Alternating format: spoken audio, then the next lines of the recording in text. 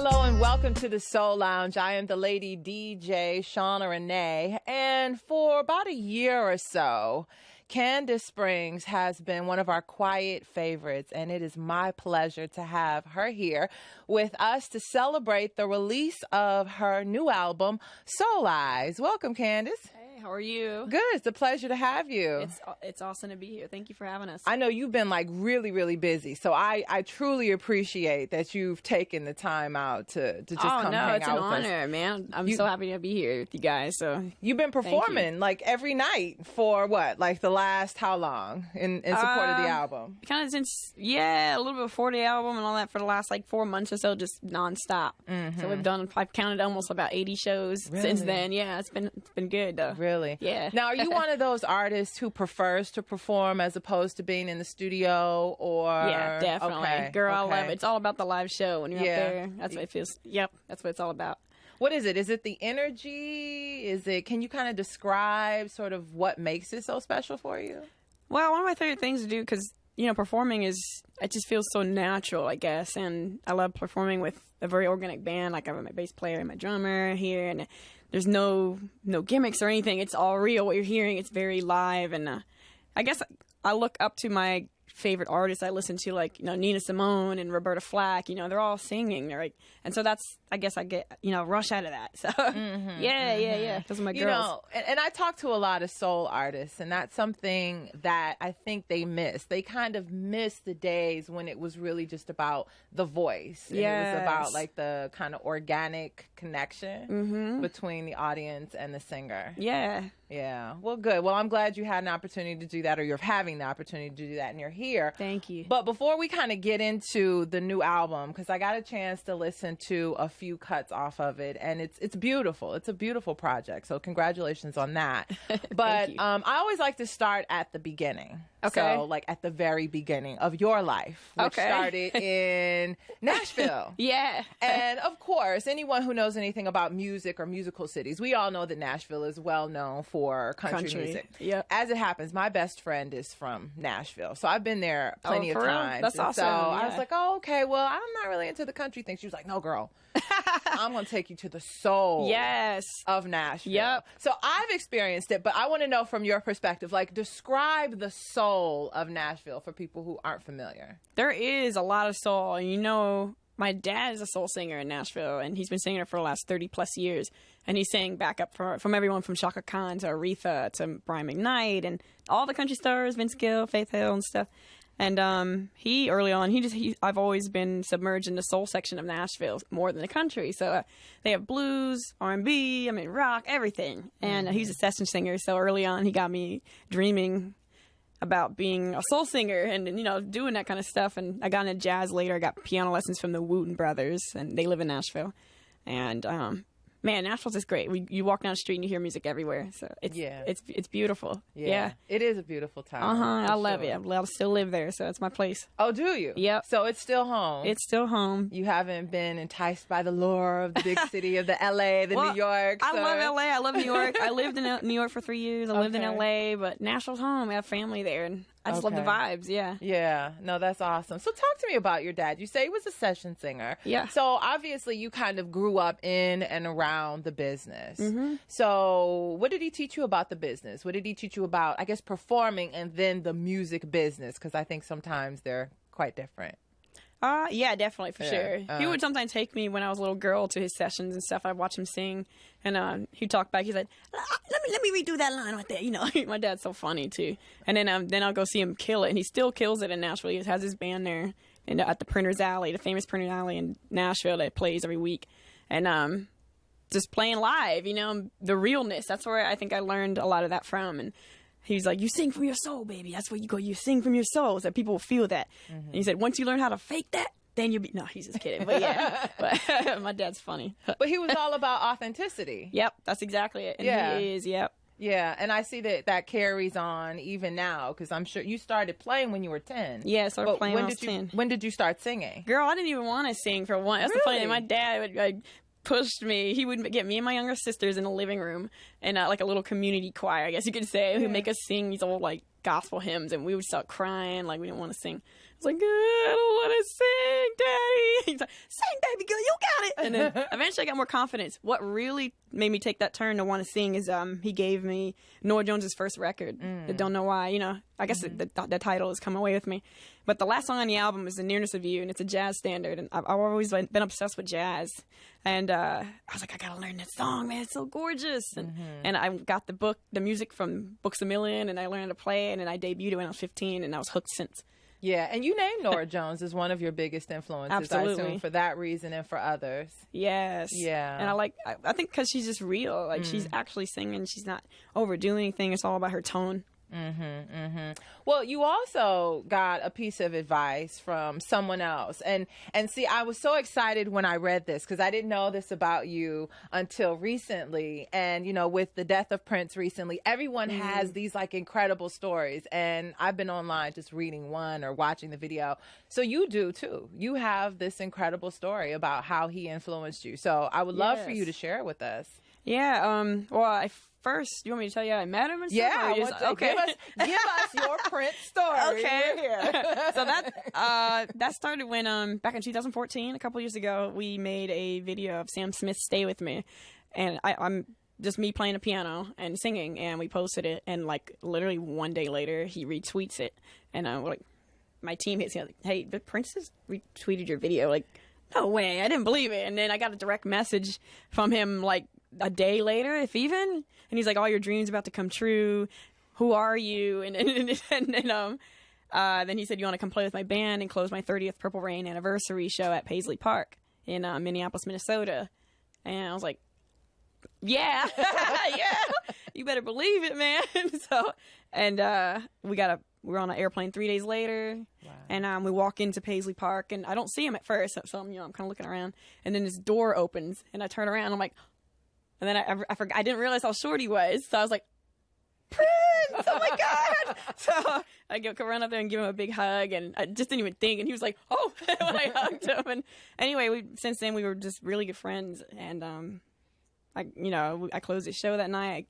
And it was just an amazing experience. If there's one thing, and I know this is a hard question to say one, but if there's kind of one thing that you took away from your friendship with him as a person and as an artist, what would that be? One of the main things he gave me was, and he would even call me harassing me at times, because I went onto this other road to experimenting with other sounds and stuff that weren't as organic as I do now. And that would drive Prince so crazy. And he was like, what are you doing? He'll call me and literally harass me. And he called them my producers, too. They go back, when you play that jazz, like Rain Falling, that's the last song on the album. That's you.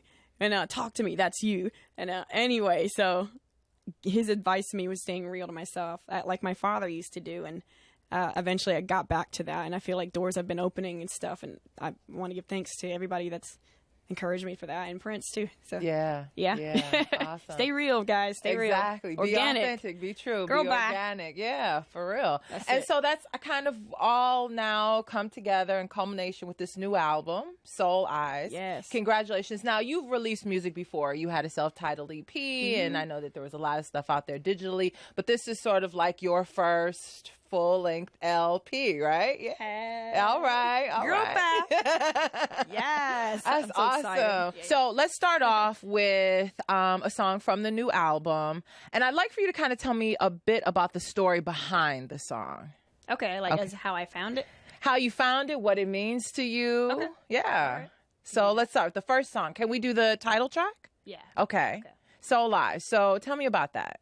So Soul Eyes is, man, it's a beautiful song. The lyrics are really simple, and the melody is just beautiful. And I actually first heard it from my producer. His name is Carl Sturken, and he's one of the guys that found Rihanna, and they're a development group and stuff like that. I've been working with him for the last 10 years, and he's a big jazz head, actually, even though he does a lot of pop. And if it wasn't for him, I would have never found this song. And Mary Stallings was the first one that was singing it, and it was made famous by John Coltrane. And when I first heard it, I just melted in my seat. I said, this is the most incredible song I ever heard. And it just moved me. It kind of did that same effect when I first heard Norah Jones singing Nearness of You, like maybe 12 years later. So anyway, I'd like to share a song with you. I had to name the album after it. So that's how much it means to me. Absolutely beautiful. Thank you.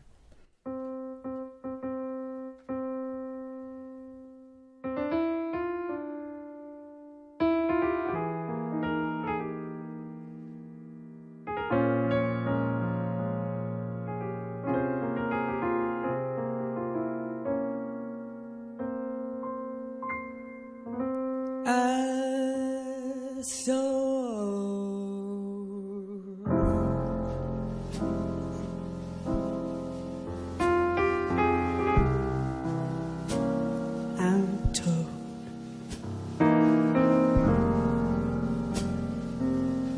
can be bold, hard and cold. So how's one to know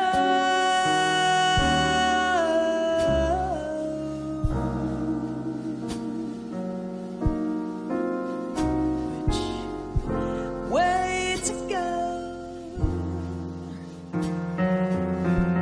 So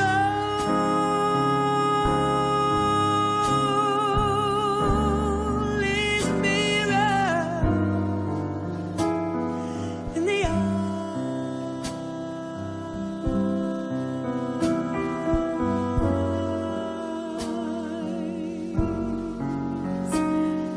but how is one to know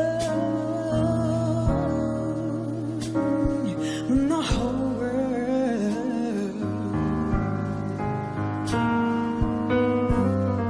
is full of such lies? So darling, watch those eyes.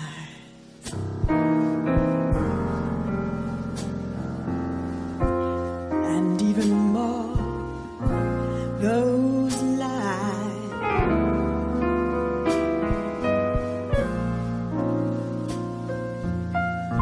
And then you will see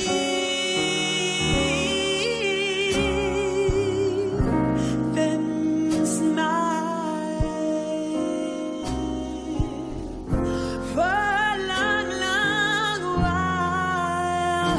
Then you know that they're the one who will always be true.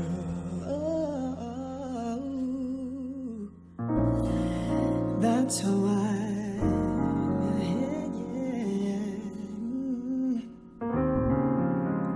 that is how I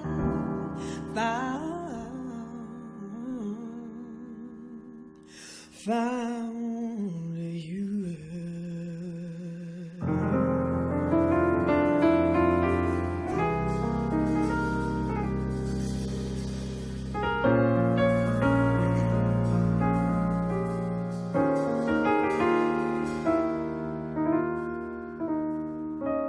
Found you.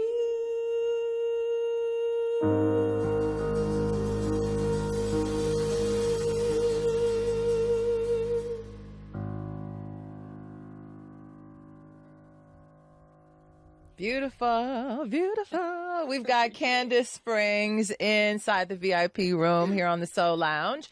That was the title track to her new LP, Soul Eyes. I love the combination of the jazz and the soul. I mean, they just kind of like effortlessly blend, especially in that. Thank you. Yeah. So, I mean, and you can see all of those influences. Do you have other influences besides sort of the obvious there? What else do you love to listen to, or what else influences you? Man, I have Ella Fitzgerald's one of my favorites. Luther Vandross. You know, another one was Ava Cassidy. And I feel like she needs to be more well known than she is currently. And Roberta Flack, singing Nina Simone, Nora Jones. Erica, that's my girl. Yeah, Erica Badu. yeah. Afro Blue. Yeah, that's my girl. Yes. Indeed. Many. I have so many. Yeah, all the soul and really gritty. But I want, and Sade, And I feel like all of those artists have in common is that when you hear their voices, you know it's them. Right. You absolutely know. And that's, an inspiration to me that I'd like to be in a place like that one day. Mm-hmm. And I was actually going through some of your YouTube videos, and I noticed that one of the songs that you performed had somewhat of like a Caribbean reggae influence. Was that kind of part of your growing up too, or is that something that you discovered later on? It was sort of, yeah. You know what? I wonder if it's, do you know which song it was by chance? I don't remember. Okay, yeah. No, you were playing in a club. I've watched probably 30 videos of yours in the last 2 weeks, so I don't remember which one. Man, I love that kind of stuff, though. Yeah. So that's definitely one of my favorites, though. Okay. Sure. Yes. Now, and in addition, though, to watching the YouTube videos, I was kind of hanging out on your Instagram page. I'm like a low-key Instagram stalker. So Okay. I noticed that there was a video of you at home and in your living room, and there were instruments and musicians and just so much activity. Like, is that a normal day for you? Or was that a special occasion? I mean, that was one of my band rehearsals. We had a big show in Nashville. Like, hey, I'm home, guys. Come on out. We'll see our show. So we were rehearsing, and I had my Rhodes out, my grand piano, my electric piano, and then they had the drums, and it was just like a lot of noise happening. Now, are you that kind of person? Are you the kind of person that likes to have a lot of activity, a lot of noise, a lot of music, or are you the kind of person that comes home and needs like solitude? Honestly, I kind of like a little solitude because in my solitude, I want to start singing, man. That's my jam. So yeah, because I like to, when I'm at home, it's like my place to hide. I guess that's like my song, which is going to be the next song I'm going to perform for you as well. And it's just a place I can, express myself. When I play the piano, I'm an artist as well. I paint and I draw and stuff. So when I play, it's like another form of expressing my emotions. With sound, I guess. Music is emotion put to sound. Well, why don't we get right into the song? That was a perfect introduction. You make my job easy, my dear. All right, I got you. Yes, girl. Come on. This song is called Place to Hide. And it's other than Soul Eyes, my second favorite song on the album. So I will play.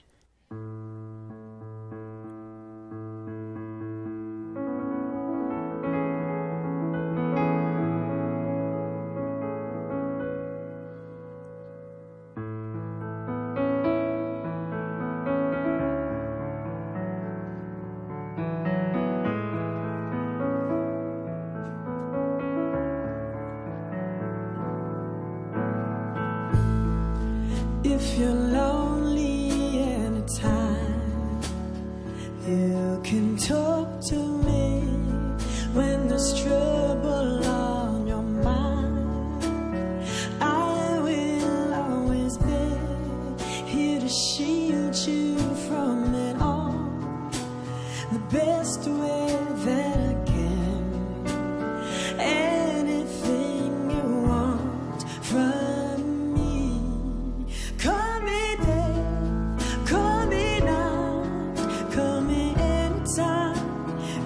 someone to hold you, the tears in your eyes will be gone, they will dry, and if you still find that you can't face the world outside,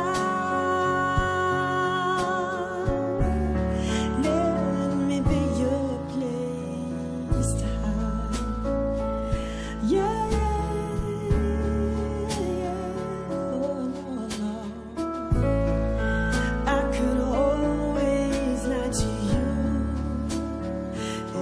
That's what you need. Tell your life is never grow, and people never leave, and love's not always kind, and hearts break all the time. Even if I'm far from you, call me day, call me night, call me anytime. You need someone to hold you, the tears in your eyes will be gone, they will dry, and if you still find that you can't face the world outside, let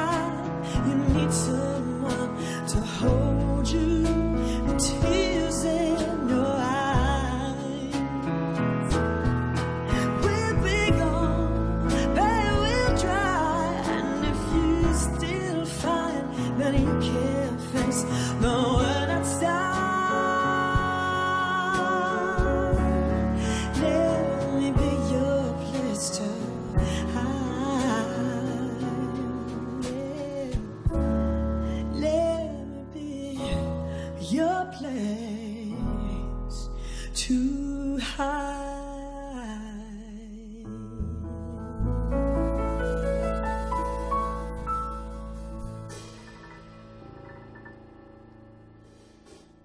Thank you. And imagine this lady says she didn't want to sing. Your dad had to convince you to sing, really?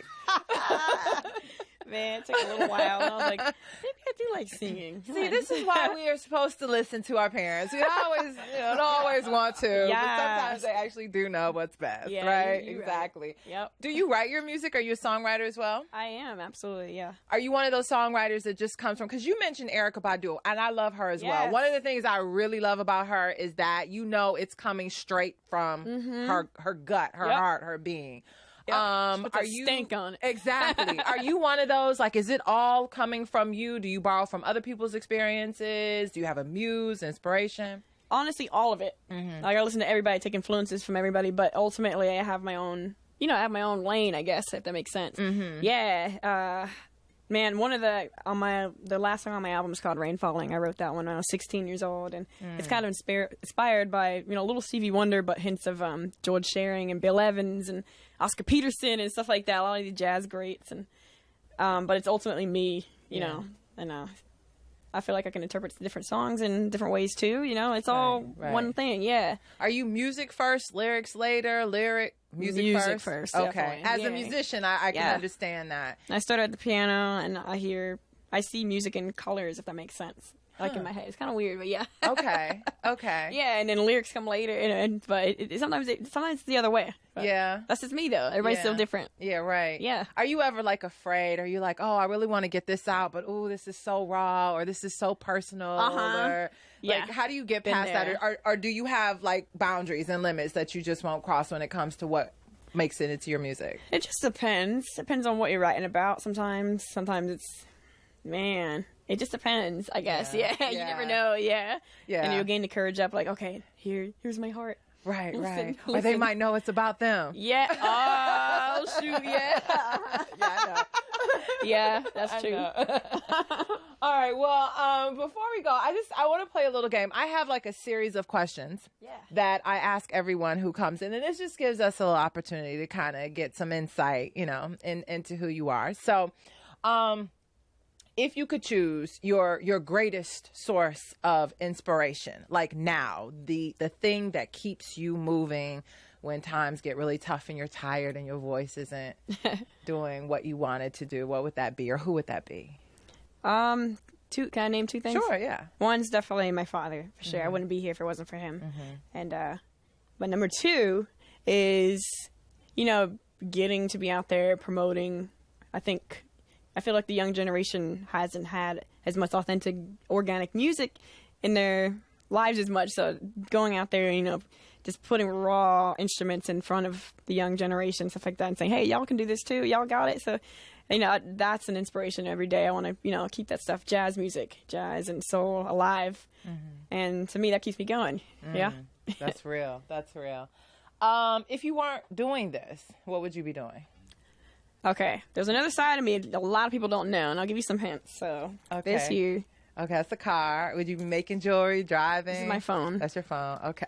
Okay. So I'm a obviously huge car fanatic. Okay. I own a few cars. I can actually work on them. I can get under the hood. I can do a tune-up. Really? And, I can change oil. I can, anyway, I like to, negotiate things. I like to buy and sell cars sometimes, but I just love cars. Anything in that field. I used to want to be an automotive design technician, so I used to draw. I can show you some of my artwork sometime, but totally didn't expect that. I got a 1953 Chevy Bel Air. It's got a 350 in it with dual out exhaust. Nice. So I'd be probably working somewhere with the guys under the hood. Yeah. I'm not even kidding you. Oh God, that's awesome. I love it. Tomboy girl. I love it. Best answer yet. Love that. Okay. Yeah. Let's talk about collaborations. Your dream collaboration here, and then I like to say in heaven. So someone's around, and then maybe someone who has since passed. Okay. So, if I can work with anybody that's currently here, I think it's obvious. Stevie Wonder, because I don't know. I just love he's all about the music. Yeah. Oh, man, when he hits your soul, he gets it, man, every time. So I would love to collaborate with him. Passed away. I could say Prince. I did actually get to work with him at the beginning of this year a little bit in the studio, but You know what? Duke Ellington. That's it. Yeah, Duke Ellington. That's all right with me. Wow. Yeah. Okay. Okay. All right. Yes. The one thing you can't leave home without. Ooh. Oh yeah. Oh. Let's see.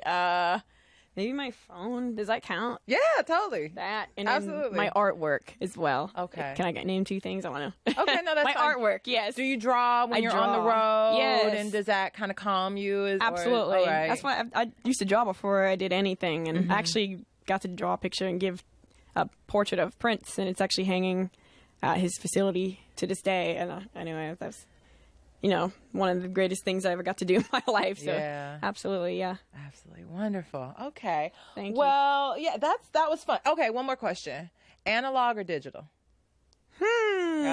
Speaking of, Prince was trying to actually show me how to use his analog equipment. This is on my birthday this year. I'm not even kidding you. And he's like, analog sounds so much better. I want to teach you how to mess around. So he was teaching me how to like use the tapes and stuff like that. And you could see in another room them rolling. And then he said, okay, now you do it. And then he would leave. And I'm like, hey, wait, I'm not even okay. And then man, I messed it up. I don't know, like, Prince. And he run back in and just start laughing at me, like, you don't know what you're doing. But, man, maybe analog, even though I still messed it up. Yeah. Yeah. Well, you can still learn. I mean, that's a good foundation. Like I did it the first time with Prince and Prince's studio. There's always a story. Yes. You need a good story. Okay. Awesome. Well, good. Well, before we go, I want you to go into a last song, but I would like for you to introduce your partners here before we do that. Okay. So on the bass, this is Jesse Bielingberg. And to pronounce that last name took me a second. Bielingberg. Okay? Bielingberg. So yeah, this is Jesse. He's a man. He can play the out of that bass. Give me a little chord. Yes. And then over here we got Dylan Tracy. He's the best, man. Isn't he cute? He is. Oh, yeah. Hey, Dylan. Give me a little, something. He's like, that'll work. Okay, cool. And that's Dylan Tracy, guys. You guys have a lot of fun. I I got 2 handsome guys that follow me around everywhere, and it's cool. Nothing better. Thank you. Oh, that's fun. That's fun. Oh, they can play. Well, good. Well, why don't you take me out? Thank you, first of all. I just have to say thank you again for coming here. This has been such a pleasure. Thank you. Like I said, you've quietly been one of our favorites for a while, and so to have you here in person is just an honor, and I look forward to seeing what the future holds for you. Something tells me that this is just the beginning, my dear. Oh, thanks, girl. Appreciate it. Thank you for having me, and I think you're beautiful, and you're a very sweet, down-to-earth person. Oh, thanks for having sweetie. us. Thank you. And thank you for joining us inside the VIP room. This is the Soul Lounge. And until we meet again, make sure you take care of yourselves and each other. Want to take us out? Yeah.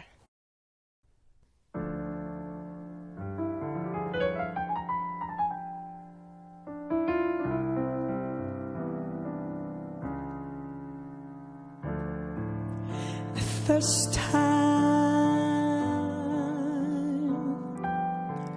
ever I saw your face,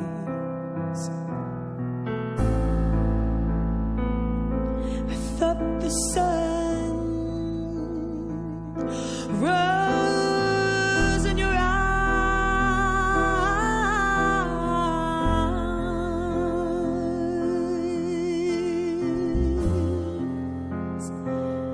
and the moon and the stars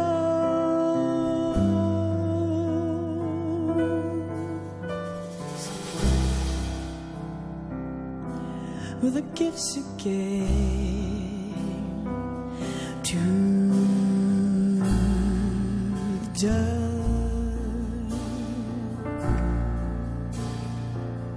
and the ends of the skies.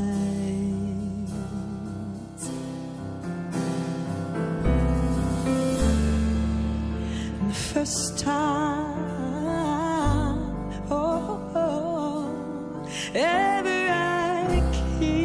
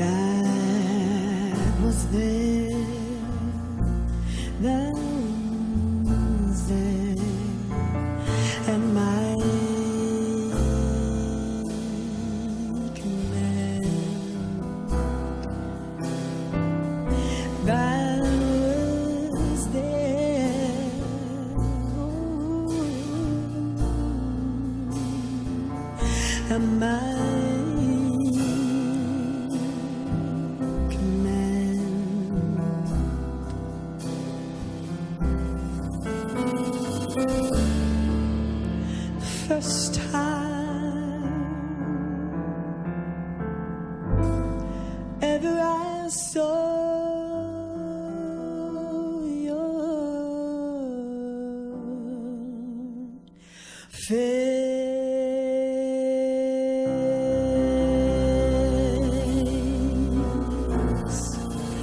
your face,